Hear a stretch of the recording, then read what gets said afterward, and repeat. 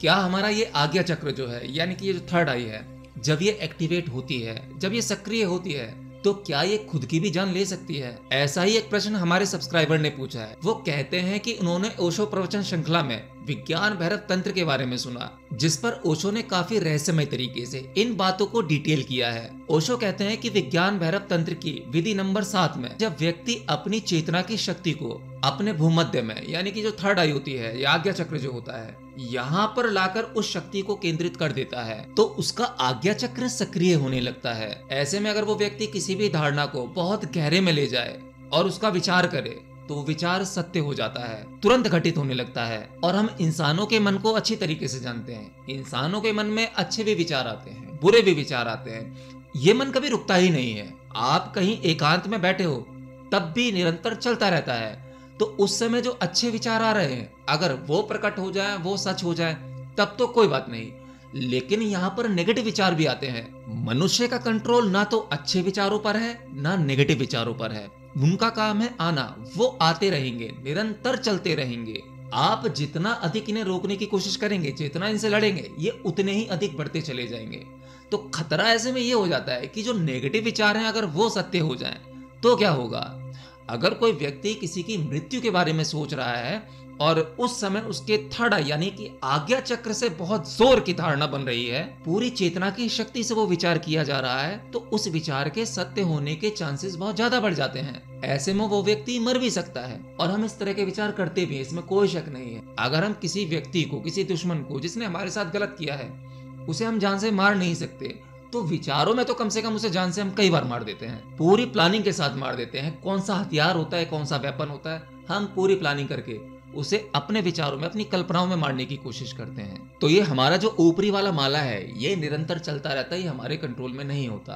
तो खतरा तो ऐसे में है ना। तो अगर आपका ये थर्ड आई एक्टिवेट हो जाए, ये सक्रिय हो जाए, तो आपके ना चाहते हुए भी आपसे बहुत सी चीजें ऐसी हो सकती हैं जो नहीं होनी चाहिए। तो ऐसे में क्या करना चाहिए? आज YouTube पर थर्ड आई एक्टिवेशन पर बहुत सारे वीडियोस हैं, बहुत सारे ऐसे ट्रेनिंग स्कूल खुले हुए हैं, बहुत सारे ऐसे आश्रम हैं, यहाँ पर थर्ड आई एक्टिवेशन या कुंडलिनी जागरण के कोर्सेज कराए जा रहे हैं। तो ये तो लोगों के लिए खतरा हुआ ना, ये अच्छी चीज नहीं हुई।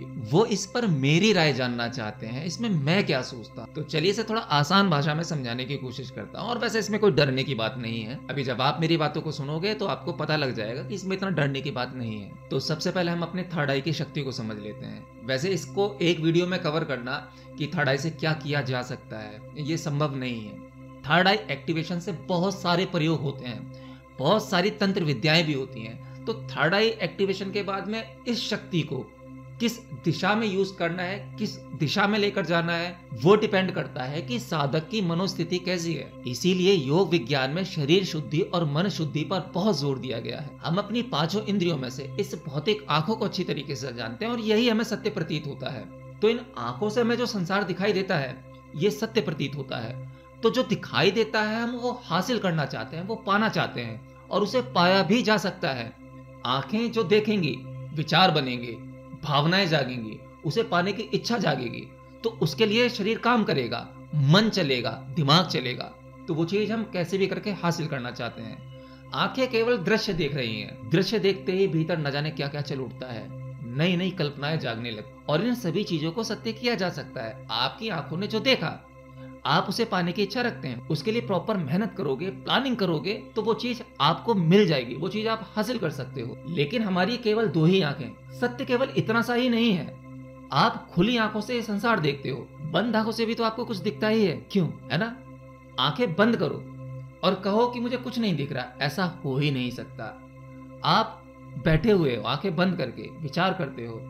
आंखें तो आपकी सोते समय भी बंद होती हैं, फिर भी वहां दृश्य मौजूद होते हैं। और कई मायनों में सोने के बाद जो दृश्य आपको सपने में दिखाई देते हैं, वो इतने साफ, इतने रियलिस्टिक होते हैं कि सत्य मानो वही होता है। और जो इन दो आंखों से देखा हुआ संसार है, वो सब धुल जाता है, सब झूठ हो जाता है। बंद आंखों से जो संसार आपके भीतर बनता है, स्वप्न में जो बनता है, वही सत्य हो जाता है। तो जब एक व्यक्ति अपनी भौतिक आंखों को बंद करता है, बंद करने के बाद ध्यान में बैठता है, ध्यान में बैठने के बाद अपनी चेतना को थर्ड आई पर लेकर आता है, तो वो अपनी इस भीतरी आंख को खोल रहा होता है।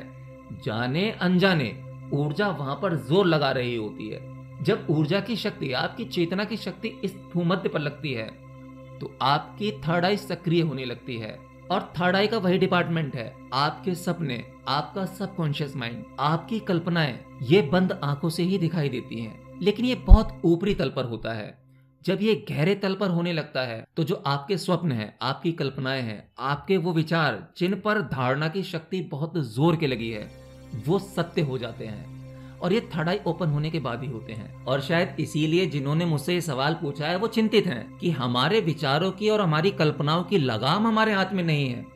वो तो निरंतर चल रहे हैं, उसमें अच्छे और बुरे हर तरीके के विचार आते हैं, हर तरह की कल्पनाएं आती हैं, विजुअलाइजेशन होता है। अगर वो सब कुछ सच होने लगे तो क्या होगा?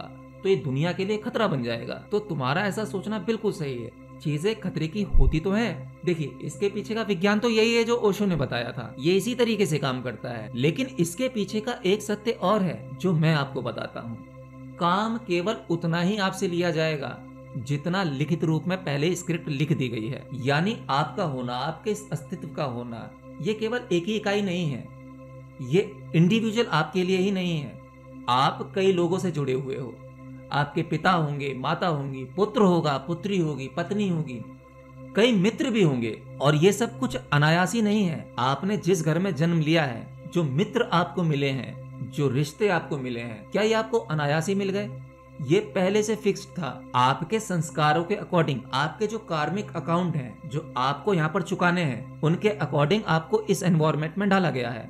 आपकी जो स्थिति परिस्थिति है वो सब आपके संस्कार, आपके कार्मिक अकाउंट के कारण है। तो आप केवल उतना ही कर सकते हैं जितना करने की परमिशन आपको दी गई है। आप उससे एक कदम भी आगे नहीं जा सकते। विज्ञान भैरव तंत्र तो हजारों साल पहले आ गया था। जाति स्मरण और कुंडलिनी जागरण के बारे में बुद्ध ने 2500 साल पहले बता दिया था। ओशो ने भी ध्यान की ऐसी बहुत सारी विधियां बताई जिनके माध्यम से कुंडलिनी को जागृत किया जा सकता है। तो आप मुझे बताओ कितने लोगों ने जागृत कर ली हैं? विज्ञान भैरव तंत्र, जिसमें ध्यान की 112 विधियां हैं। पृथ्वी पर करोड़ों लोग हैं जो धार्मिक हैं, योग पर विश्वास करने वाले हैं, ध्यान पर विश्वास करने वाले हैं, आध्यात्मिक हैं। वो चाहे तो केवल विज्ञान भैरव तंत्र पढ़कर अपनी कुंडलिनी को सक्रिय कर सकते हैं। कितनों की हो चुकी है? ये सवाल मैं आपसे पूछ रहा हूँ। जब तक आप मौजूद हैं, जब तक मैं का एहसास है, यानी कि मेरे होने का मुझे एहसास है, मैं मौजूद है, तब तक केवल आप उतना ही कर सकते हैं जितना बेसिक है।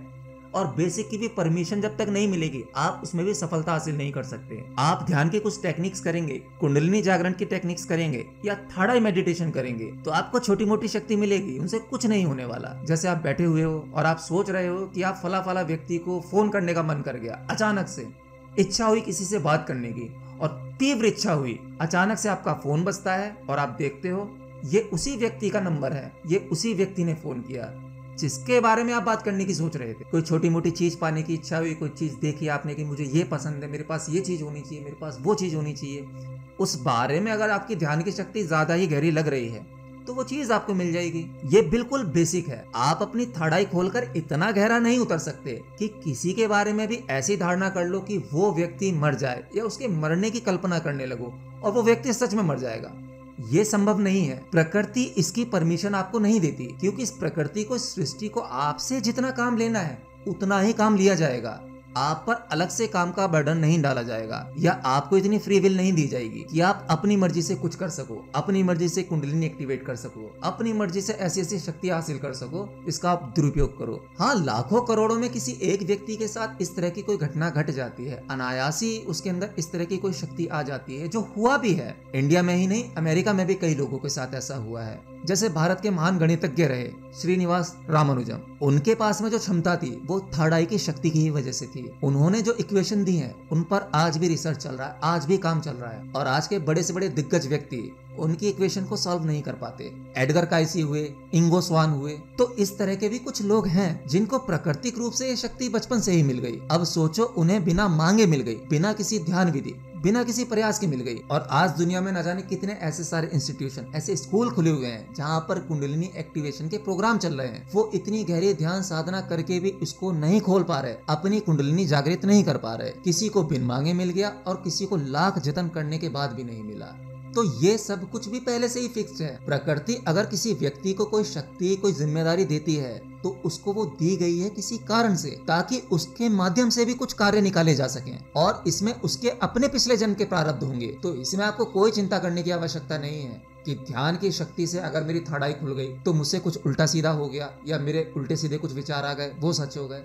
पहले तो ऐसा होगा ही नहीं, क्योंकि बिना उसकी कृपा के कुछ नहीं होगा। हाँ, अगर आप आध्यात्मिक मार्ग पर हो, आपका समर्पण प्रभु पर ही है और उसके लिए ध्यान साधना कर रहे हो, तो आपको ध्यान रखना होगा शरीर शुद्धि और मन शुद्धि। जैसे अष्टांग योग है, अष्टांग योग में जो भी प्रयोग बताए गए हैं वो आपकी शरीर शुद्धि और मन शुद्धि के लिए हैं, जो पैरेलल आपको आत्मज्ञान की ओर ले जाते हैं। अगर आप निरंतर स्पिरिचुअलिटी को फॉलो कर रहे हैं और सच में आप आत्मा, परमात्मा, ज्ञान, इन सब के बारे में जानना चाहते हो, प्रभु के बारे में जानना चाहते हो, ईश्वर क्या है उसके बारे में जानना चाहते हो, मैं कौन हूं इस बारे में जानना चाहते हो, और ये सब कुछ सोचते सोचते आप कोई क्रिया कर रहे हो, तो वो जो क्रिया आप कर रहे हो, जो ध्यान कर रहे हो या जो भी विधि कर रहे हो, वो करते करते आपको ऑटोमेटिकली आपके विवेक में इंप्रूवमेंट होने लगेगा, आपका मन शुद्ध होने लगेगा, विचार शुद्ध होने लगेंगे, आपके अंदर नेगेटिव विचार नहीं आएंगे, आप किसी के बारे में गलत सोच ही नहीं सकते।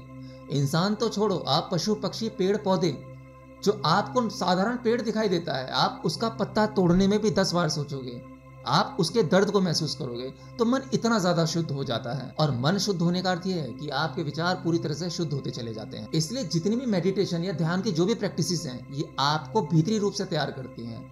अचानक से आप कोई भी विधि करने लगोगे और अचानक से आपके अंदर कोई शक्ति फूट जाए, ऐसा नहीं होगा। आपकी कोई भी थर्ड आई नहीं खुलने वाली, कोई सहस्रार चक्र नहीं खुलने वाला। ये काम अचानक नहीं होते। इसके लिए पहले आपकी प्रिपरेशन होती है फिजिकल रूप से, फिर मेंटल रूप से, उसके बाद जाकर कहीं धीरे धीरे आपको एक्सपीरियंसेस मिलना शुरू होते हैं, फिर चीजें आपको समझ में आने लगती हैं। फिर आपका दुश्मन ही कौन होगा, आपको इतनी बड़ी चीज की झलकियां मिलने लगेगी, संसार से परे की चीज, अन्य लोगों की चीज, जब उसका आनंद मिलने लगेगा तो यहाँ के छोटे मोटे दुख, कोई व्यक्ति ने क्या कहा, उसने बुरा कहा, उसने भला कहा, उसने अच्छा कहा, उसने ऐसा कहा, जब ये सारी चीजें आप देखोगे तो आपके लिए तुच्छ हो जाएंगी, इन पर आपका ध्यान ही नहीं जाएगा, आप इस बारे में कभी सोचोगे ही नहीं। तो ऐसे में ना आप किसी का अच्छा सोचोगे ना बुरा सोचोगे, न्यूट्रल रहोगे। तो ध्यान इसी यात्रा की ओर ले जाता है, आपको प्रिपेयर करता है फिजिकली और मेंटली।